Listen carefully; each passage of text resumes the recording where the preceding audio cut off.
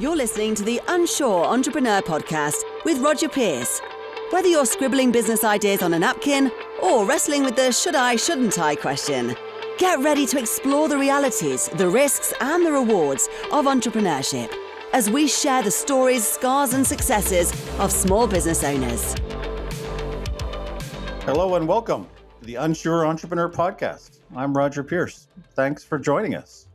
I'm so excited today to introduce our special guest.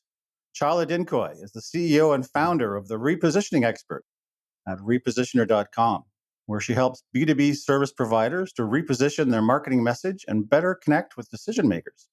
She was an award-winning marketer at major corporations like Pepsi, Pizza Hut, Bic, and Frito-Lay, which has equipped her with insights into corporate purchasing decisions, crucial for service providers looking to penetrate competitive markets.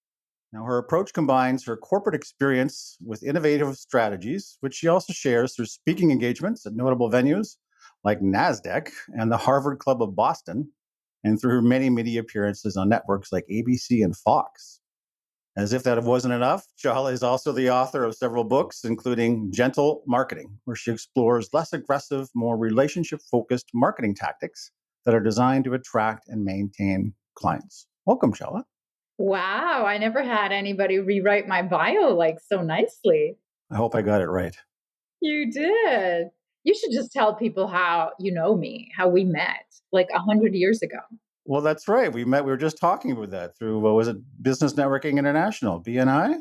No, did we not meet way before that when you were working at some sort of government, youth, something? Maybe that was it too. I'm telling you, it was way before that. I'm getting old and forgetful.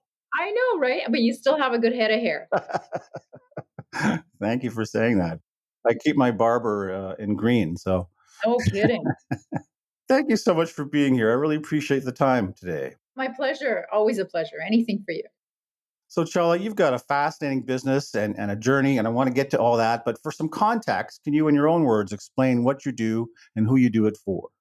Yeah. So 2 out of 3 small business owners never get asked for their business card or for their information or even for a meeting after they do their elevator pitch and introduce themselves to their prospect. And what I do is I change what's coming out of their mouth, which is often way too much, to be able to change what happens after they introduce themselves into either asking for their information or for a sales appointment. So can you give me an example of how that would work? Do you want to do yours? Okay, sure. Okay, so do your elevator pitch now. What you do at the BNI when you stand up. Yeah, that's fine. I'm a bit rusty, but my marketing agency, Pierce Content Marketing, helps large corporations and banks connect with small business customers by creating engaging B2B content, blogs, articles, videos, webcasts, tools, and templates.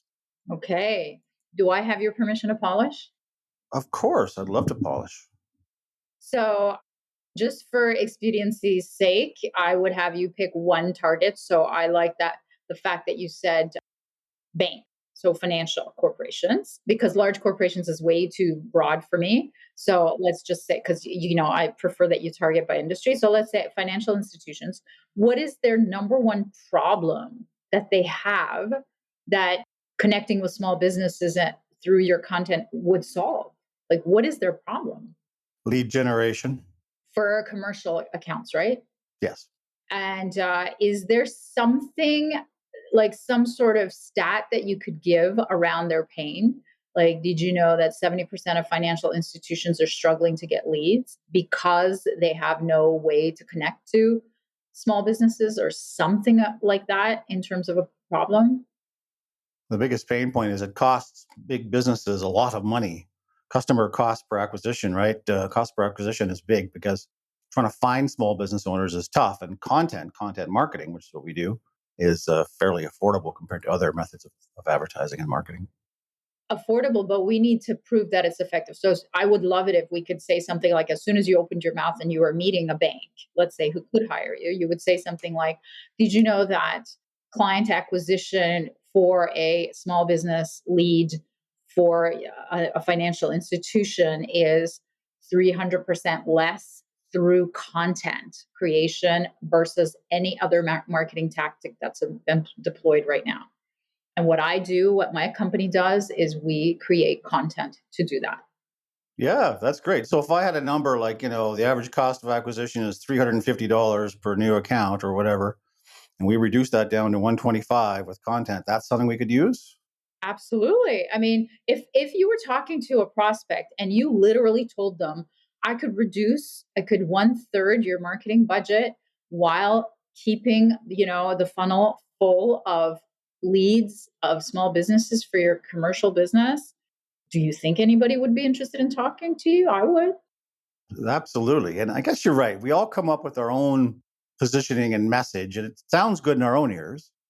Yeah, I mean, listen, I know you're in marketing too and you create and write stuff, but I had mine created for me as well. Really? Well, yeah, because you can't do your own marketing. Like it's just you're too close to it. Kind of like good psychiatrist goes to another psychiatrist for help, right? That's right. For therapy. That's right. This is fascinating stuff. So give us a little more context. I know you're down in the States helping women entrepreneurs in particular, right? Find new business opportunities. Can you tell us more about that? Yeah, so my super niche, and that is one of the number one ways to differentiate your business, and that's what I teach is you super niche. I'm super niched into diversity. So diversity, it exists in Canada as well, but in the US, it's just so much further ahead and bigger, as you can imagine. But any company that's 51% owned by women or African Americans or Latinos or LGBT, anybody who's diverse actually gets to certify through a governing body that's then introduced through these giant procurement conferences to large corporations. So that's where I've super niched into a hook of teaching people how to do their elevator pitch at these procurement conferences because they often come with large teams. They spend, thousands of dollars and they meet these corporations. And if they're saying the wrong thing, they're leaving so much money on the table and they're just going home, with their tails, between their legs and not being able to score any next meetings or any new contracts. And so that's the problem that I solve. And it's a pretty expensive problem. So when you say big corporations, I know you mean they're big, like Walmart, right? Is there, right? Yes, we're talking like you want to talk financial institutions is like the Capital One and the Wells Fargo, the Staples and the Walmarts and the huge EY and as big companies as you can imagine. I love it. And you're helping them break the ice, get that first introduction going much smoother with the proper messaging, and then they can follow up from there. Exactly. I mean, imagine a table of 10 people. Have you ever been to one of these procurement conferences? No. Oh my gosh, it's just like speed dating. 10 people who are vendors. So 10 vendors and one buyer sitting at a round table. And they each have 3 minutes or 2 minutes, depending on the time, to do their elevator pitch. And whoever's is the stickiest literally walks away from that table with an appointment. So it's like Dragon's Den on speed. Oh, really? They're competing against each other. Well, I mean, they're just competing for a space of mind. I mean, because most of the time, the person sitting at that table, if they're from a large company, already has someone doing what everybody there is doing. So that's what you're up against is who their incumbent vendor is. The other vendors around the table do something else. They're not all in your industry, but you're still competing for attention. My God, this is fascinating stuff. And what a great service to help businesses break through and be seen and be heard and help them grow their sales. Absolutely. Yeah. Niching is everything. You know me and niching. I can go on. We're going to come back to Yeah, that because I I know probably will go on. Yeah. you've got some tips about that, and I want to come back to that. But let's go into your business background. You and I had a conversation a while ago. I think it was for another seminar, but so forgive me if I'm repeating myself. But your inception. Can you talk about the early stages and what got you into this business of yours? Yeah. So I spent 18 years working for large corporations like Pepsi, Pizza Hut, Frito Lay. And then I worked for a company that's like the largest drinks company in the world is Diageo. They used to be called Guinness. And so like I was the big corporate girl. Everybody was pitching me to death. They were really sexy brands. And I kept saying, no, no, thank you, no, thank you. And it wasn't because I was mean. I mean, I am Canadian, but it's because nobody stood out from who was already working with us. And we had teams of purchasing departments. Like I couldn't just hire whoever the heck I wanted just because I liked the looks of them. So I learned what actually does get through those gates and those gatekeepers. And I refined what I know through hiring my own coaches for my own business and then putting together what I knew in those businesses. So, what ultimately made me leave is I always had a passion. The years that I met you must have been at least 20 years. My God, Roger. Around those times, I think I was still working, but I was moonlighting. And that's how a lot of people start. And this is the gig economy now. It's way more common to do that, I think, to have a side gig. Is that how you started, by the way? You started with a side gig? I went to school, took business and marketing, and pretty much got into it right out of that. My parents were immigrants and they were very like they were in corporate. Like my mom was a lawyer, my dad was an engineer. So they were like, you have to be safe. Like you can't borrow money. They were like just very safe, which is 100% the opposite of entrepreneurs. Like your parents obviously they didn't care. My parents were. My dad was a government employee. My mom was a stay-at-home mom. Oh my God. So what the heck happened? Well, she had some entrepreneurial side hustles, I would guess, catering and food service. We did some flea market stuff together. So I really credit a lot of my entrepreneurial interest from her. Okay, so there was something there, like, but mine were like so risk averse, so very like conservative, and you have to have that paycheck. But I still had this devil in me that I wanted to have my own business. I went and certified to become a coach, and I thought if I have this certification, I'm going to be magically transported into this money making business. It was so not true. And there were so many coaches, and it was just like so many coaches. And now I think there's more, and they're all pretty much starving. If you look at the statistics of the International Coach Federation at the time, it was like they make like 25,000, I think was the median. So that was like below poverty level. Yeah. It was a huge disappointment to me when I left corporate and I thought this is going to be it.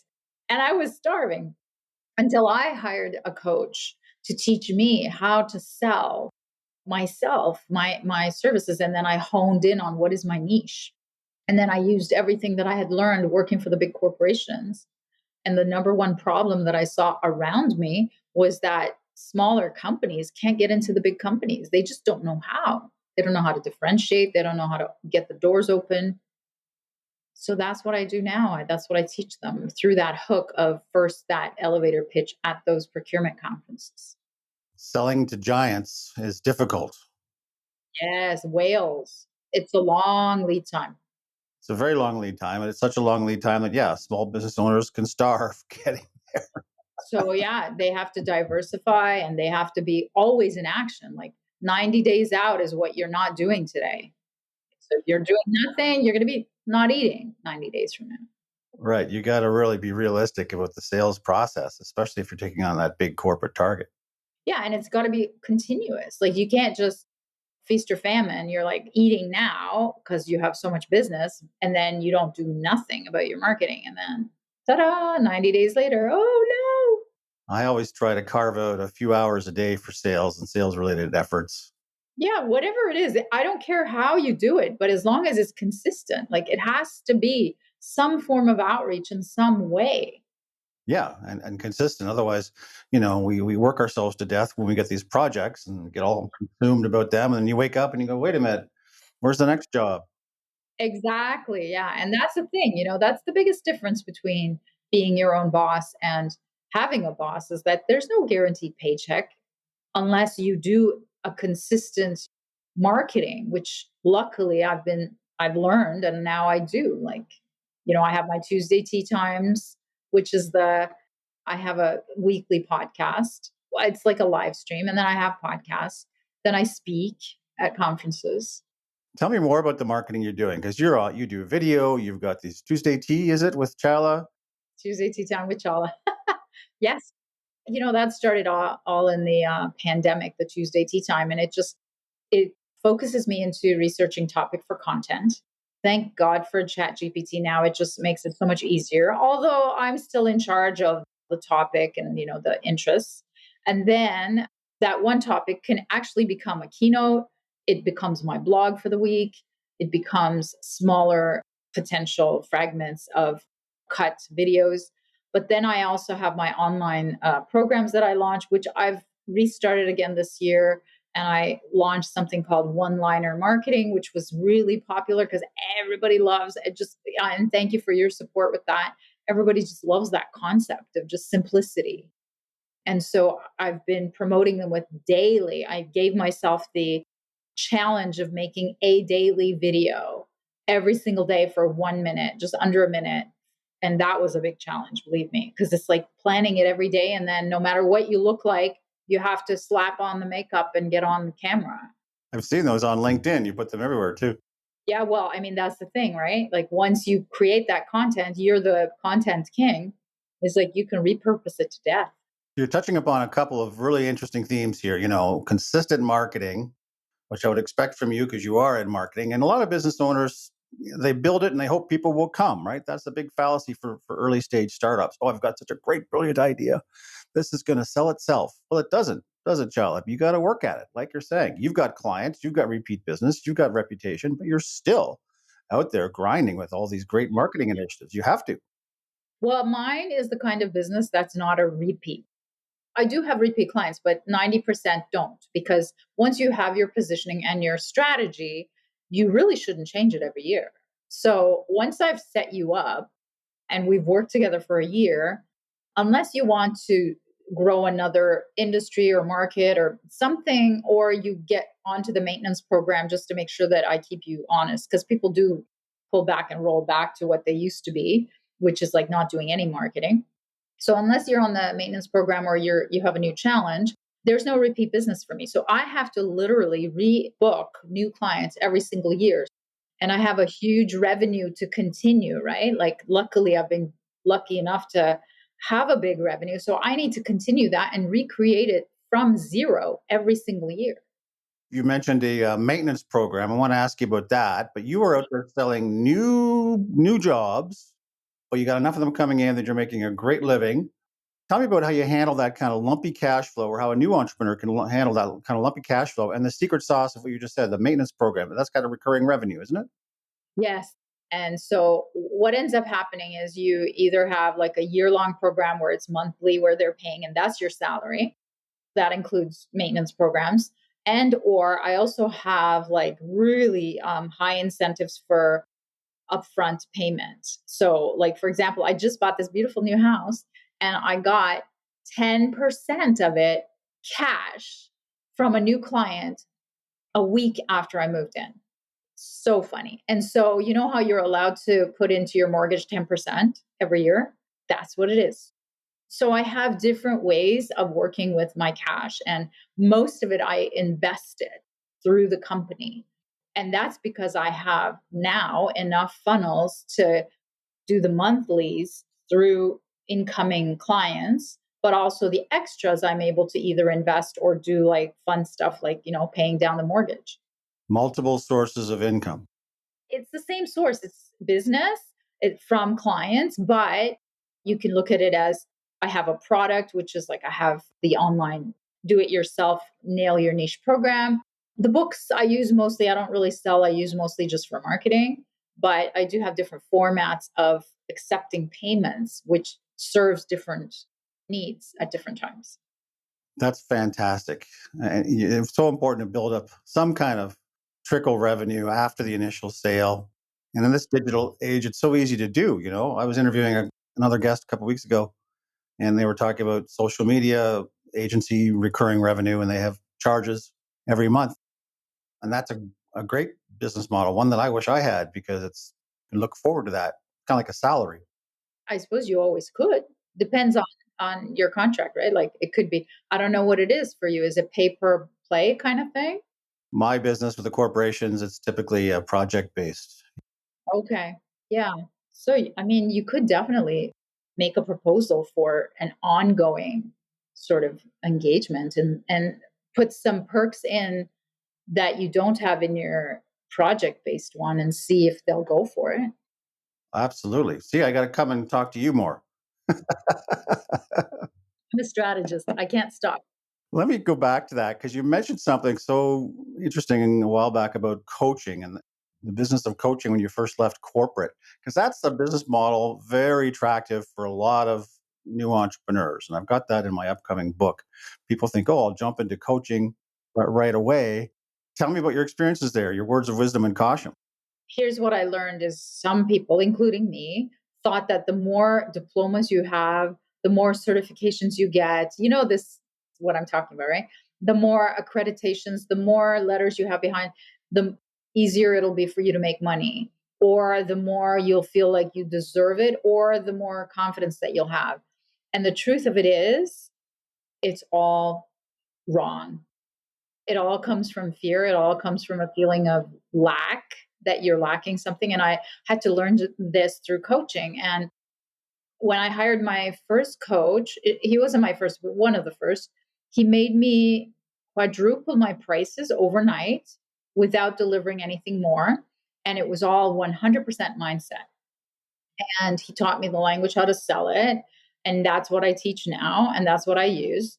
And it's really all mindset because I can give everybody the script, but they wouldn't be able to do anything with it unless they had the right mindset that they believed that it was going to happen. So that's what he taught me is like it's not about diplomas, it's not about, and you can, as a coach, Anthony Robbins, I think it's a $1 million to coach with him for a year. It's only 50,000 to coach with me, but 50,000 US, but still, it's not. And my coach charges 75. Everybody's at a different level, but it's all mindset. It has nothing to do with diplomas. I never even use my coach certification. I am ashamed and sorry and sad to say, but I don't need it. Was that the coach tactic?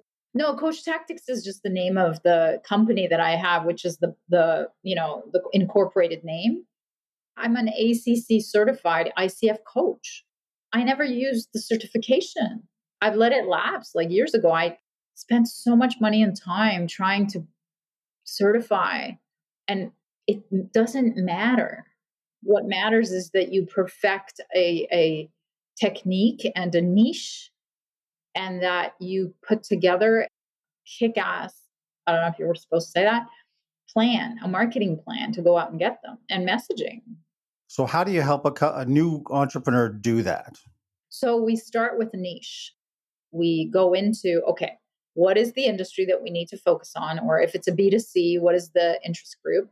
Is it yoga moms? Is it foodies? Is it runners, whoever? Like we got to figure out, or divorcing women, like we got to figure out a topic of interest that gathers them together. If it's B2C, and if it's B2B, it's got to be an industry. And then we figure out, okay, what is the number one problem that we solve that we can drill down and specialize in? And then we change our messaging according to the super niche. And then we make a marketing plan that incorporates getting in front of that group of people 7 to 12 times to touch them with the same message of what pain you help. So, do you recommend that new entrepreneurs know their customers really well and be clear on those pain points and those figures like you asked for, percentages and things? Yeah, exactly.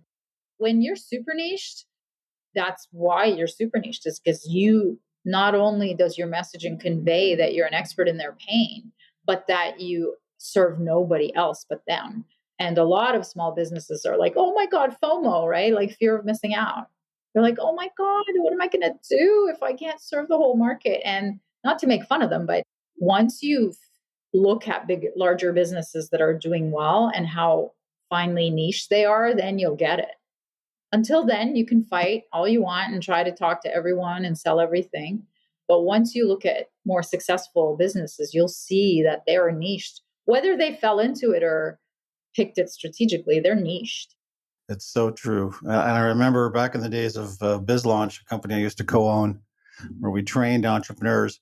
Everybody would get so excited. I've got this great product. I've got this great service. We're going to reach everybody 18 to 65 in North America.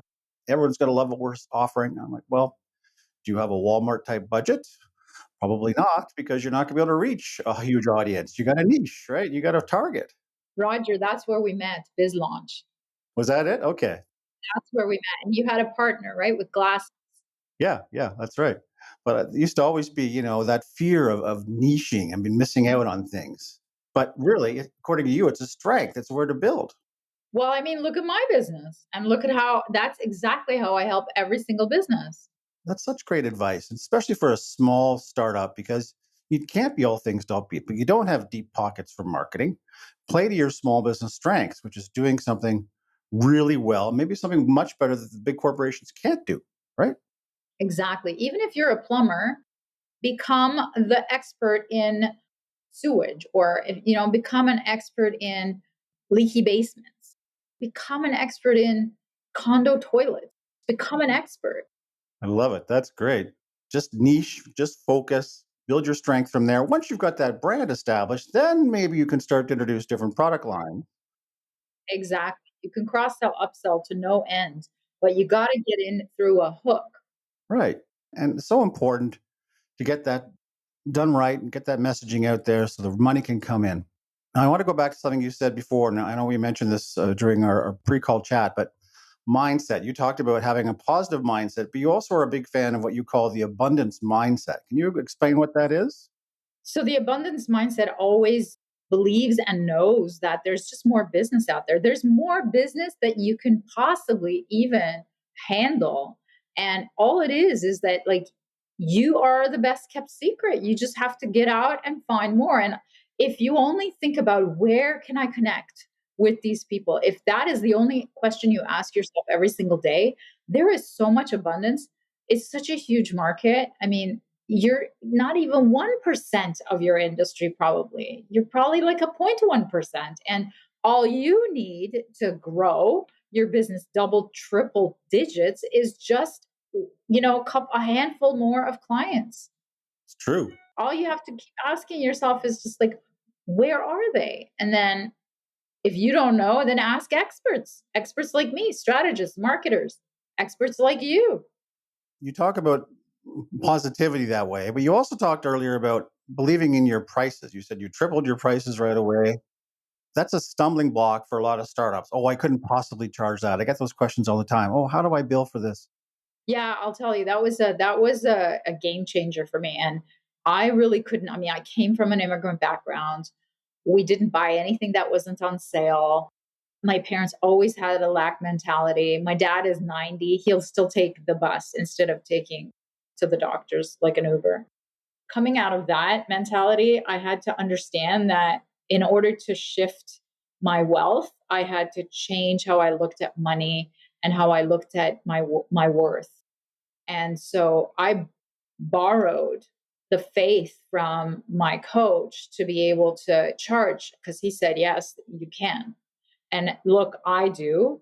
And so that's how I work with my clients is we just put up the price. I tell them the conversation to have it. And because you're trusting someone, you're paying them a lot of money. So that's the other thing. If you pay a lot of money for advice, most of the time you'll take it. At least I do. If there's two coaches and one is cheaper, I guarantee they won't be able to help as much as the one that's more expensive. And that's most of the time because in coaching, everything is mindset. And if one person actually literally can make someone pay that amount of money, then that means they have something to teach you and they're one step ahead of you. So that's the kind of mindset is what I'm saying is one, always hire people who are a step or two ahead of you for you to be able to get out of the fear, do some internal work on money mindset, follow some speakers and teachers and podcasts about wealth mindset and building mindset and overcoming scarcity mindset.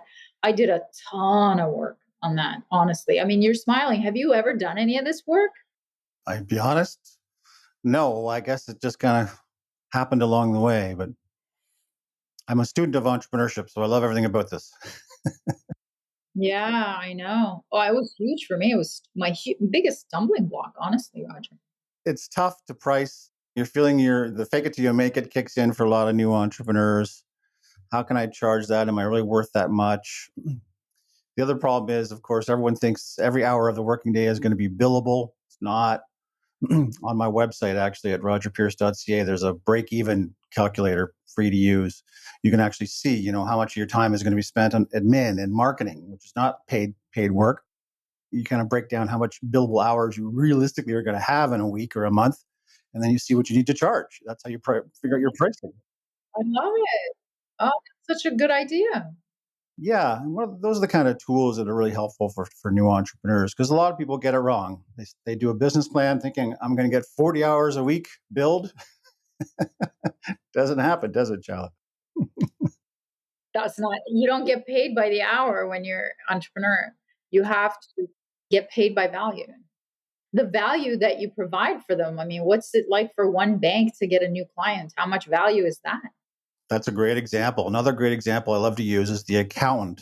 And this is value-based billing we're talking about, right? And the accountant who charges, 150 bucks an hour to do your books, but picks up the phone and in 2 minutes solves a knotty problem with the revenue agency or the IRS in the US and saves you $10,000 in taxes and fees. How much is that worth? I would say more than the 150 for the Exactly. accountant, right? Exactly. Yeah. So look at the value, look at the impact. This is all good stuff you're sharing here. I love it. I love it. And I got to watch our clock here, but a couple more quick questions, if you don't mind. Charla, what do you love most about this life as an entrepreneur? It's why everyone goes into it, right? One, the freedom, and two, helping people. The higher my fees are, the more amazing people and interesting people that I'm meeting. I was just in California with two new clients, and one in Sacramento and the other one in Santa Clara. And they're both unbelievable high achievers and like go getters. And one of them used to be a janitor at IBM from Mexico.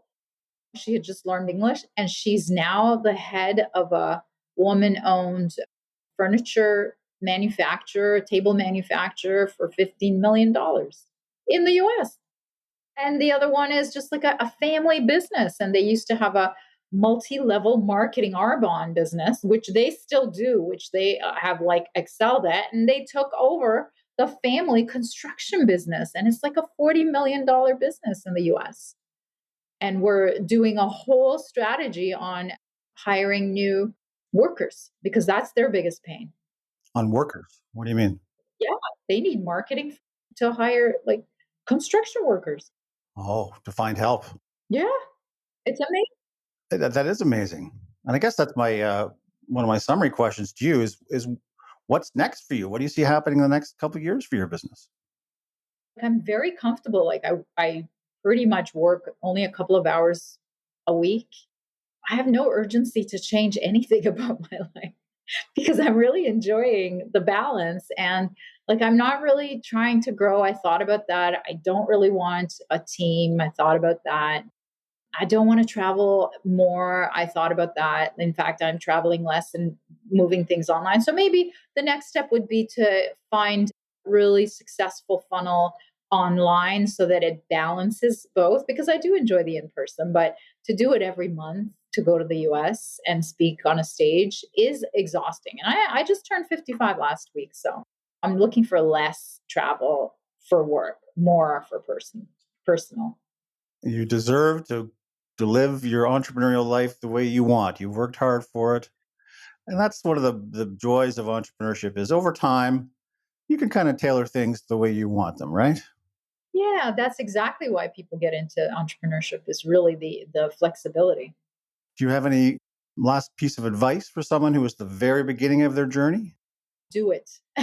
So if they're like thinking, "Oh my god, do I keep my job and do I go back and, do I go back to my job?" It's like do everything you can, borrow, beg and steal, hire the right coach, do your due diligence and figure out that they are truly successful and try to do one-on-one coach instead of a group coach because I mean, I hired a lot of those and they didn't really get me to the next step.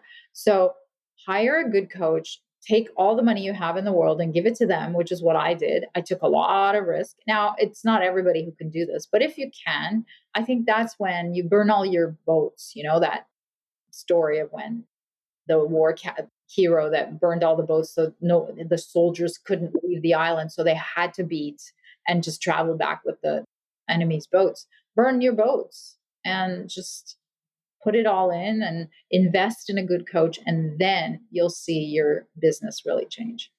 Terrific answer. Burn the boats. I love it. Well, I could talk with you all day, but we're going to have to wrap it up. Unfortunately, that's all the time we have, but I want to thank you very much, Chala, for sharing your entrepreneurial journey and experiences with us. It means a lot to me and to the listeners. Before you go, could you tell a listener how they can get in touch with you? You can go to repositioner.com. And if you're interested in scheduling an appointment to talk about your marketing, it's simply repositioner.com/schedule. Are you doing any more of those terrific marketing webinars, messaging webinars coming up? Yes, absolutely. I don't have a set date, but I'm definitely doing one in June. And thank you so much for always supporting me and getting the word out. My pleasure. You're doing great work. I really appreciate you. Well, listen, thank you so much again, Chala. And to our listeners, thank you for being here. And be sure to return next time for more insights from the unsure entrepreneur. Bye for now. That's it for this episode of the Unsure Entrepreneur podcast. Thanks for listening. Be sure to subscribe so you don't miss other candid conversations with small business owners. And be sure to check us out at unsурeentrepreneur.com.